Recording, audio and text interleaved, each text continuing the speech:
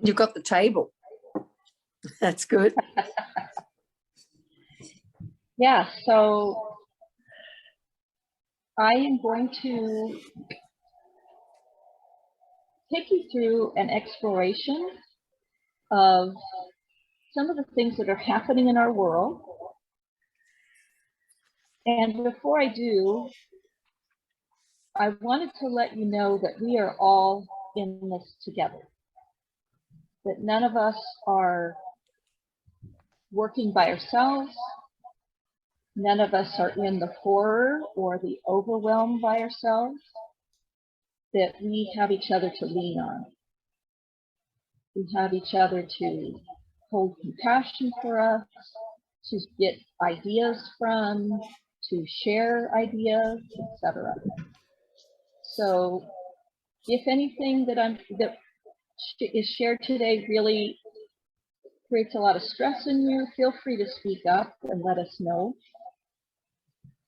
And we can stop and be with you in that. So this is really us all working together and exploring together. Nice. And I have some things on a table, Yep. and they can be representative of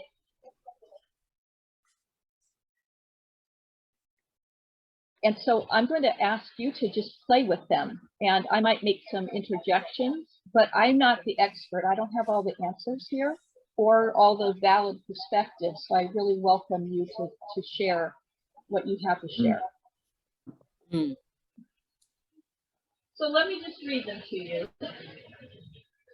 and describe what's on the board. So this is a story of stuff. We have lots of stuff in our lives. In fact, sometimes we have to get a trailer to put all our stuff in. And we have food, and we have cars, and all kinds of stuff. And because we have so much stuff, our world creates CO2. Because the factories creating all of this stuff, and trucks moving all of our stuff,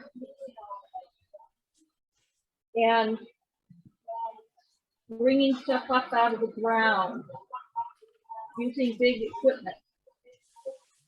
And so because of all this stuff, we created a lot of environmental damage. So these items on the table could tell a story about some of the environmental damage we created. We have a tractor. We have some pesticides. We have a fishing hook, a truck, some coral that's dead, trees, wildlife, a turtle, and a giraffe. We have these test kits for water, and we have some fresh water. So tell me about how you might create a picture of our environmental damage with these. Yeah. So it makes me think of all the different kinds of stuff there are in the world, you know, and it's just so enormous. Just there's this, how that table could be piled, you know, so high with if you could not put in one place even one piece of all the different kinds of stuff. It's so extraordinarily large. That's makes me think of that, and how all of them produce CO2, which produces environmental damage as well as all the other kinds of damage from other pollutants and the plastics, etc. So yeah. Oh, what story can you make with these items about environmental damage that's being caused by humanity? Well, there's a clear story just in the the movement as you laid it out from stuff, and then releases CO2. So the more stuff, the more CO2, and then climate change, real world consequence. And because of climate change, for example, what's happening with our oceans? Well, I happen to know that the oceans are becoming more acidic, and in the Southern Ocean, which is south of Australia, the small, tiny crustaceans that whales and other things feed on, they're not forming their shells properly because the ocean's a bit more acidic. It's not actually acidic, but it's there's enough carbon in the water that it tends to dissolve the shells even as they're forming, and that's terrible. So the coral is dying. Yeah. Little crustaceans are dying. And what's happening maybe with other oceans? What's happening to the fish? Pollutions are in the fish. If there's pollutants in the fish, then we're eating them too. So that yes, sort of and thing. we actually ingest. There's plastic being seen in human cells. Yes, heavy metals. And one of the things that's coming up for me with this story, and I'm acting as sort of being the participant, is that there's a sense that I feel like that there is a point to be made here, is that we do need some stuff. Thank you for that. Well, further on in the presentation, you'll see that there is overconsumption. There's, as you said earlier, Alice, stuff is good, but the overconsumption is what's driving our issues. We're living so big that we are taking away the life force of the earth. And also what we'll discuss a little later on is that because there are so many of us consuming stuff, that there's, no matter what the product is, because there's so many of us, it's causing devastation on earth. So there's a tractor here illustrating that because there are so many of us who need to eat, vast swaths of land are being taken out of forestry and where wild animals live and put into farming. And because of the very aggressive farming that we're doing, used to be they might get 2 crops in a year. Now farmers are putting 3 and 4 crops in a year to try to get more productivity out of the soil. And it's estimated that we're going to have a real problem with topsoil within 30 years because we're so aggressively tilling the soil. And as I just described, deforestation is happening because we're producing so much food for our cattle, houses for all of the people who need homes, infrastructure, roads, etc., for these people to get around. Obviously, we talked about CO2, our automobiles, and all other types of things that we're utilizing to get around in and making our life. The IPCC, an organization of the United Nations, has declared Code Red this in 2021, saying we have 10 years to really make drastic changes in how we're living our lives before all of these things that we've mentioned start to collapse and feed into each other. You know, the water dries up, so the trees die, and then there's no food for the wild animals, so they die. And so it just becomes a negative feedback loop. So the IPCC in 2021 declared a code red. So it's time to make some changes. And obviously they don't have all the answers. There's other people that disagree with their perspective. So I understand all that. And I still think if we look around and see what's happening in the world, we know that there's problems. I'm wondering if you guys could mention maybe 1 or 2 things that you're seeing in your own locale.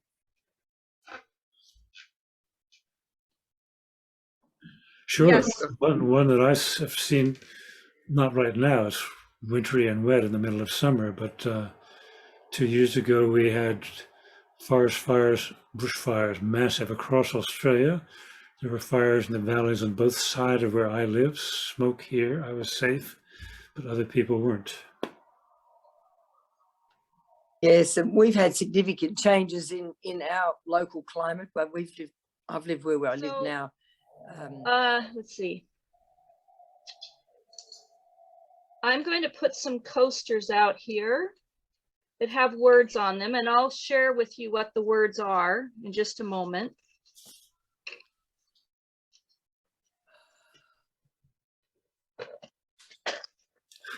And I'm assuming it's helpful to have these tilted a little bit so you can see them a little better.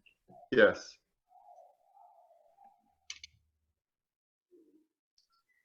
Okay, so let me read these to you, and I'd like to do something similar. I'd like you to, can you see them all? I'd like you to tell me about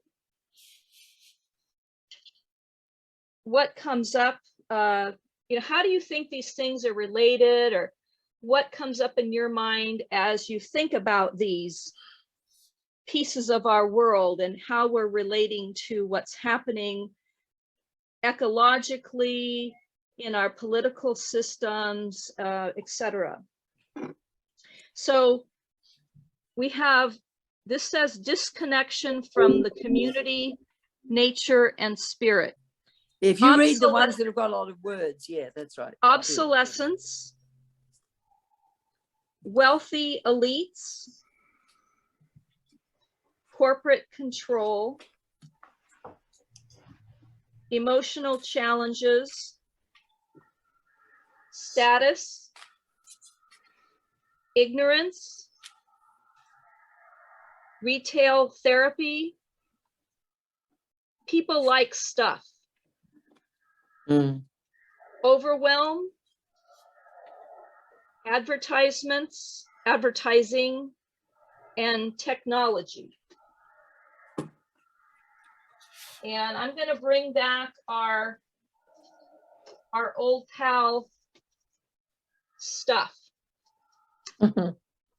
So I'd like you to kind of play with, how does all this relate to stuff?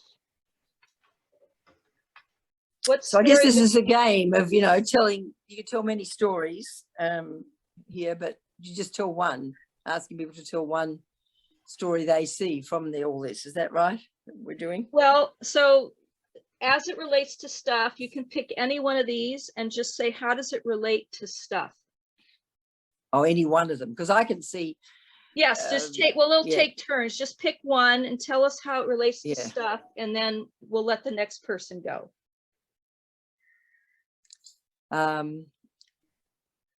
Well, I'll do what I was going to do. It's not quite exactly what you just said, Pam, but I was just going to say what stands out for me is ads, perhaps because it's written bigger, and retail therapy and emotional challenges and all of that. I see a picture of how ads, when you're feeling emotional challenges, you see an ad and then you think, oh, that'll make me feel better. So you go and buy something. So that's the sort of picture that came to me. Okay. In that moment. So you see an advertisement, it creates a need that wasn't maybe there before, and then you go. Well, maybe I felt a lack of something. I felt something already. I felt a bit the person, I might be feeling a bit miserable. There's an emotional challenge in my life or something, and then an ad seems to offer some way out. I see something, think, oh, that'd be good. That'll make me feel better, and that's the good. The retail therapy. And someone else. Yes, I see technology makes it so that we make more stuff faster. Yes. Really overwhelming. Yes. Yeah, overwhelm about what stuff to buy and why, and you want to do the right thing for the environment too. So it's very confusing and overwhelming. As well as wanting to have good life, good time, Yes. Greg. Corporate control, I guess I see as big corporations are controlling the majority of the stuff that's being produced, and it takes it out of the hands of the local mom and pop shops and local community. So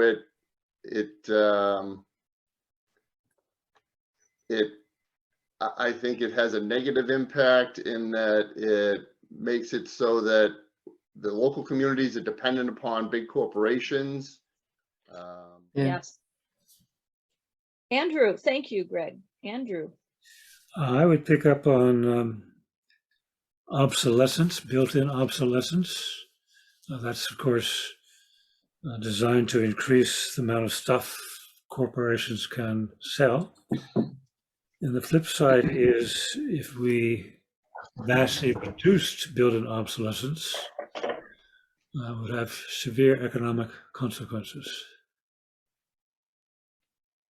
So our whole way of life is built on obsolescence and buying new stuff. And if you cut that out, then all of a sudden the whole economic situation process slows down. People lose jobs. And what's coming up for me is you say that when we get disconnected and we have a hole that we can't figure out how to fill, then we go do this, retail therapy. Oh, nice. Well Hoping put. that Yes. it fills that hole.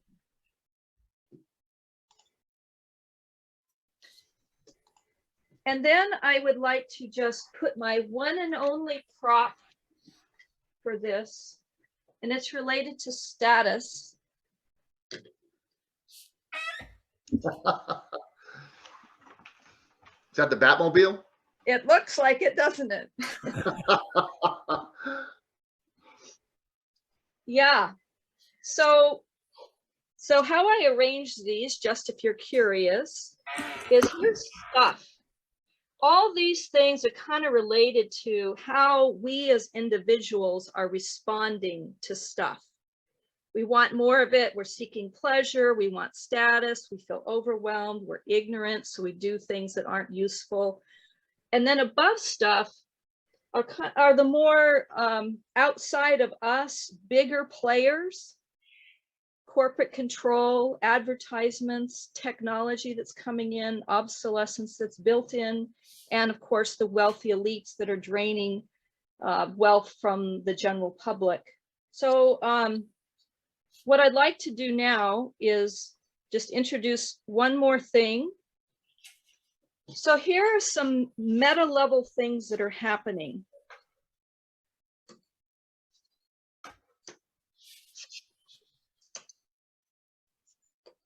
So what we have, can you see? Can you put them in the Okay, front, or is that going to muck up your pattern? It's easier no, I can closer. do that. Well, the these are edge, underlying meta problems. Yeah, that's better. Maybe I it's can read them perfect. now.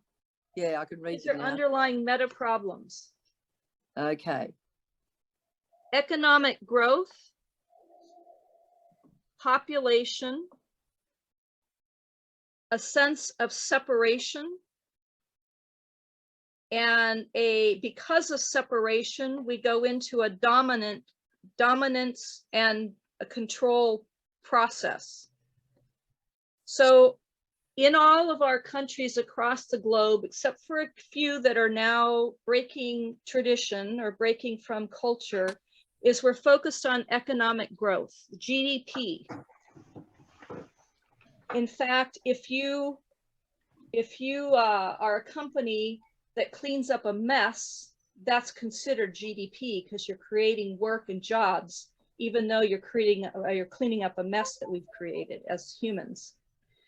So the other thing that's really huge is the sheer number of us. As we said before, if there's 1 million of us on the earth and we're doing retail therapy and all of this, the earth can handle it. But we've got 8 billion people on the earth. And when we're all doing this, it's just overwhelming the earth and its capacity to hold us. Because we believe in separation, we believe that I am not the earth, although the earth is in us, all around us, we are made of the earth, but we feel we're separate from the earth. We also believe we're separate from each other. We believe that what we do does not necessarily impact anyone else, so therefore I can go and do whatever I want. The individual reigns supreme. as opposed to the collective good. And then because we believe in separation, we believe we can dominate the earth, we can dominate each other, we can even dominate ourselves by focusing on what we think instead of what we feel and our body. We just live in our heads. Our heads is dominating the rest of who we are. So these are really meta issues that are happening. Separation actually drives all of this. If we remembered that we are part of Earth, that we're part of each other, and that our existence depends on each other, we wouldn't be treating each other the way we do. We would be more cautious about economic growth and the population growth. So thoughts on that meta issue? I'm a little surprised there wasn't a disc for ecological overshoot or overconsumption or. No? Yeah, I guess I figure that's kind of in this, but yeah, it could be made more explicit. So yes, definitely economic growth, our focus on growing the economy, growing the size of our business, growing the size of our cities causes overconsumption, more so than the earth can possibly sustain. Pam, that's, I think, is an incredibly profound comment. All of us are, on this call are fey with, but we, I think in an ordinary presentation, very important to pause and get people's response to that assertion. I think there also should be the connection between economic growth and population, because the larger the population, the larger the economic growth is. They compound upon one another. So I think I really resonate, Alice, with your perspective that something like there are many ways that we as humans can approach life, and I want to show you two, and then I invite you just to share what's coming up for you as you look at these two, and perhaps share about what you see more, what you would prefer to see. So just kind of be in the whole play of these ways of being in the world. So one way is that there's a belief in separation, that we are all unique individuals, that what we do does not impact others, that we can do whatever we want, and that we are separate. We believe we're separate from the earth, that the earth is there for us to use, that we're separate from other humans, that we don't have really a relationship with people across the world, and that we are also separate from ourselves. We live in our head. We don't know what our body and our emotions are. So that's and because of that, we go into a process of dominance and control. We want to control things so that we get what we want. So that's one way of approaching the world.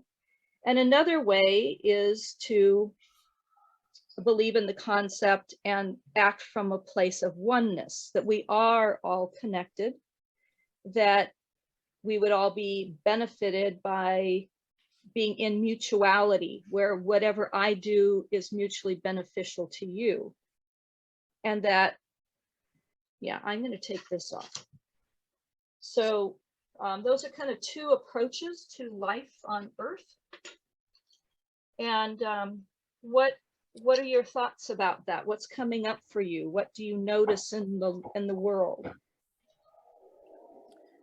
Pam, I would like you to expand a little bit more on the mutuality oneness picture, because you did a beautiful job. You do a beautiful job of it. Just put a few more words around that. And you could, would that work?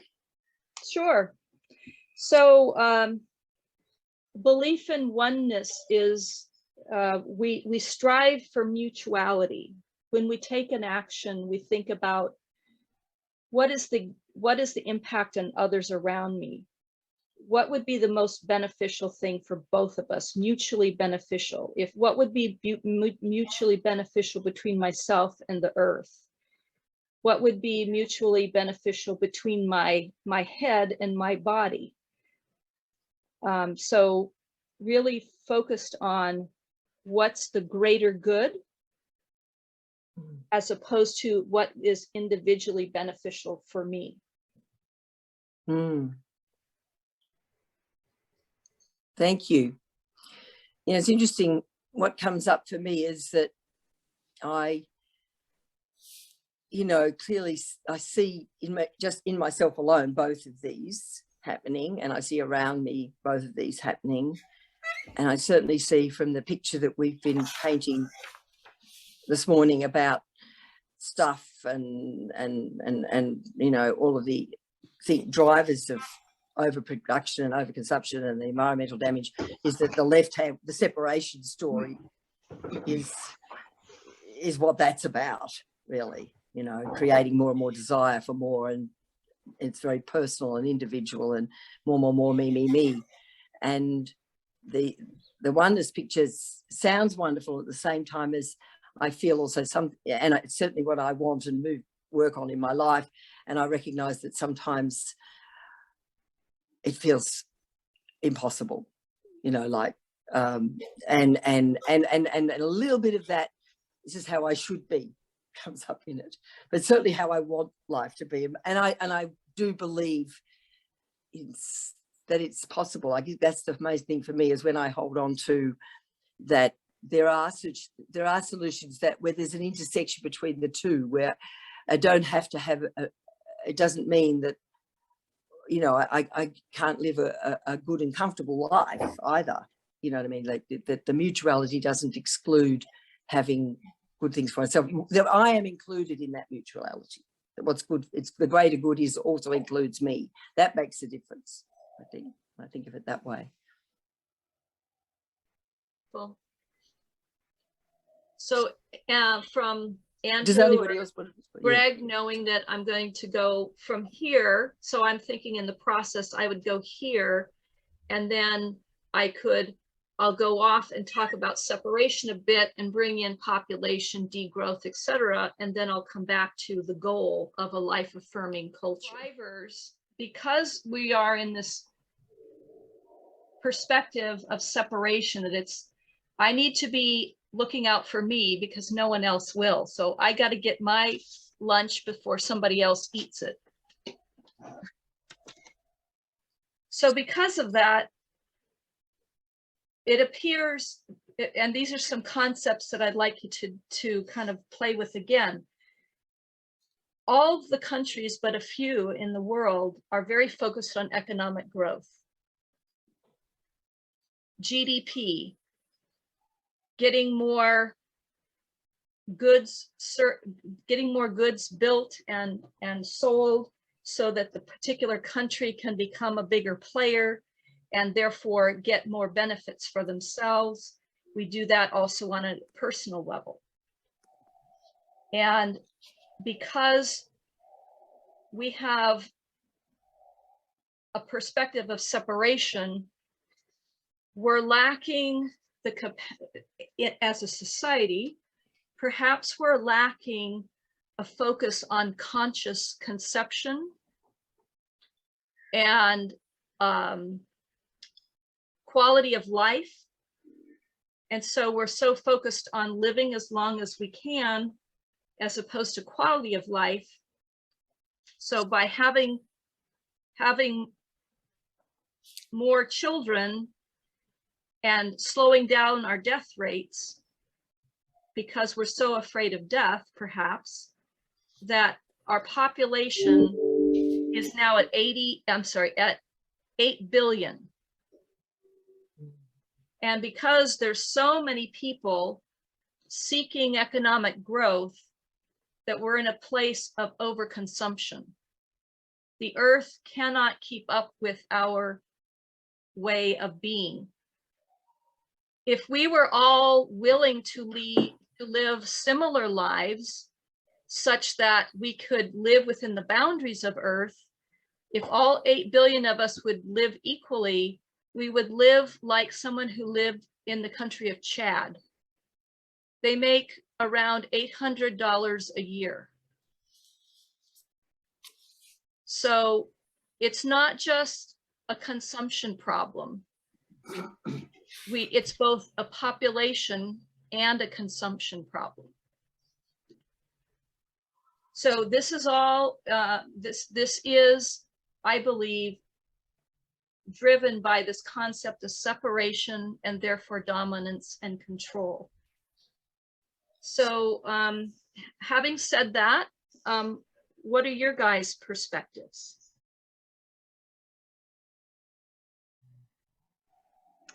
The thing that keeps buzzing in my head is, as you touched on, quality of life. That sparked with me the thought that our concept of the quality of life is incorrect or misdirected. We have decided that the quality of life is our material possessions and extreme travel, as opposed to a more simplistic quality of life, which would be self-awareness, the pleasure of a small community, one another, camaraderie, things that are not material, but more interpersonal, individual, individual pleasures, happiness within, as opposed to trying to make happiness from something superficial. A real shift in what we consider quality of life. Exactly. A huge shift. A huge shift.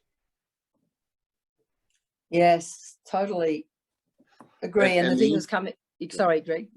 No, I was just going to say the interesting thing is, if you look at it in terms of historic, from a historic perspective, if you go back in time before people had all of these things, they were happy. They could be happy. It's just the fact that the more things we get, we get misguided as to what brings happiness. We think it's material things as opposed to the simplicity of life. And then the ads roll in. Yes, and encourage the materialistic even more. What comes up for me, Pam, is you really bring home with us, we would live like folks in Chad. What was that, $800 a year or something? Yes. That brings home to me powerfully the reality of the necessity to really reduce population if we don't want to live so primitively on the one hand or have ecological collapse on the other.